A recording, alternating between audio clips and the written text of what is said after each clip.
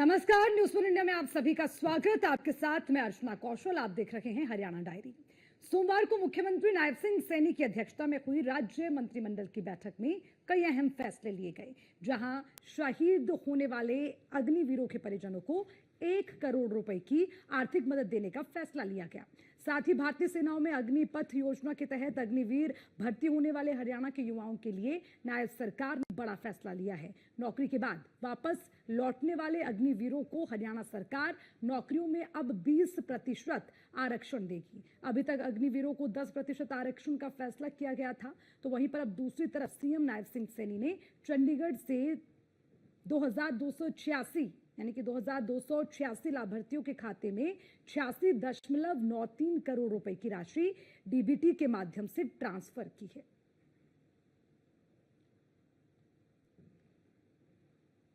तो मुख्यमंत्री नायब सिंह सैनी हरियाणा में अग्निवीरों के लिए कई बड़े फैसले लेते हुए नजर आए हैं, और इसी बीच हमने ये भी जिक्र किया है कि किस तरह से अग्निवीरों के परिवारों के लिए, ये वो अग्निवीर जो शहीद हुए हैं और उन शहीदों को, उनके परिवारजनों को किस तरह से मदद सरकार की ओर से पहुंचाई जा रही है। अग्निवीर कोटा से 10% से 20% की आर्थिक मदद पहुंचाने का काम हरियाणा सरकार की ओर से किया गया है। नायब सरकार ने यह बड़ा फैसला लिया है, जिसमें शहीद के परिवारों को 1 करोड़ का मुआवजा मिलेगा। अग्निवीर और शहीद परिवारों के लिए यह बड़ा फैसला हरियाणा सरकार की ओर से लिया गया। मंत्रिमंडल की बैठक में सभी विभागों, वार्डों, सभी बोर्डों एवं निगमों, पंचायती राज संस्थाओं तथा शहरी निकायों के लिए भूमि की बाजार दर निर्धारित करने की नीति में भी संशोधन किया है। इन संशोधन का मुख्य उद्देश्य विभिन्न विभागों और उनकी संस्थाओं द्वारा अलग अलग मानदंड अपनाने के कारण होने वाली कानूनी जटिलताओं को भी दूर किया है। जनहित में जो प्रक्रिया को सरल बनाने के लिए अब नीति में संशोधन किए गए हैं। 25 नवंबर 2021 की नीति के खंड 5(3)(c) में 2 गुना शब्द को 4 गुना शब्द में बदल दिया गया है।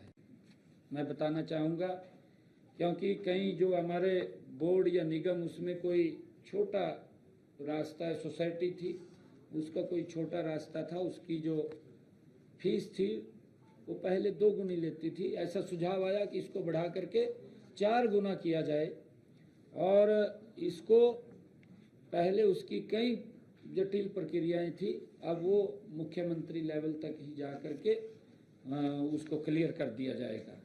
नए संशोधन के अनुसार अब भुगतान उस राशि के बराबर ही हो जाएगी जो केंद्रीय अधिनियम के तहत भूमि अधिग्रहण पर सरकारी संस्थाएं भूस्वामियों को देती हैं।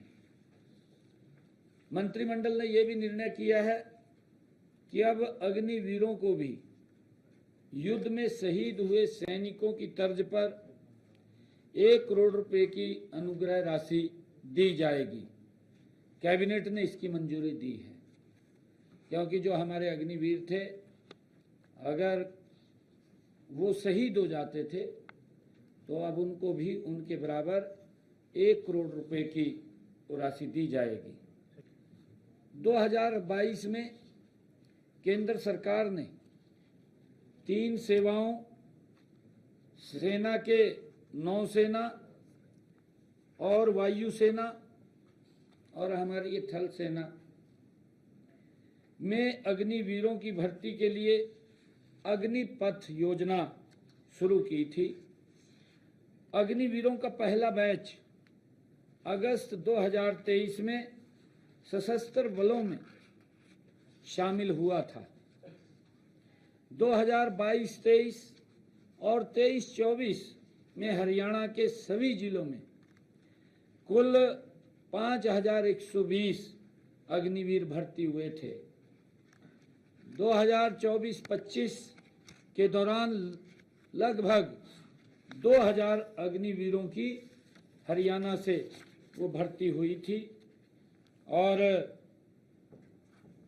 अब उनके लिए जो निर्णय कैबिनेट ने किया है, ये भी किया है कि पहले ये अलग अलग उसके अंदर कैटेगरीज में रखा गया था कि पुलिस का जो कांस्टेबल है उसमें 10% रखेंगे, माइनिंग गार्ड है उसमें अलग रखेंगे, और फॉरेस्ट गार्ड है उसके अंदर कुछ परसेंटेज वहाँ दी गई थी। परंतु अब मंत्रिमंडल ने ये भी निर्णय किया कि कांस्टेबल में उनको 20%, 10 की बजाय 20% वो उसके अंदर किया गया है। हरियाणा में पिछले दिनों हमने अपने बजट के अंदर भी इस बात की घोषणा की थी कि एक AI हब बनाने का, ग्लोबल हब बनाने का एक परियोजना को आज मंत्रिमंडल ने मंजूरी दी है, जिसका जिक्र हमने अपने जो बजट भाषण के अंदर भी किया था कि हम 2 स्थानों को अलग अलग उनका गठन किया जाएगा। गुरुग्राम और पंचकुला में ये हब बनाए जाएंगे। AI परियोजना पर कुल 4,474.39 करोड़ रुपए खर्च होंगे, जिसमें से विश्व बैंक से तकनीकी और वित्तीय सहायता भी ली जाएगी। ये जैसा मैंने बताया है कि ये जो हब बनेंगे, जो global hub Gurugram artificial agency centre और पंचकुला में Haryana advance computing facilities centre स्थापित किए जाएंगे, ये निर्णय किया है।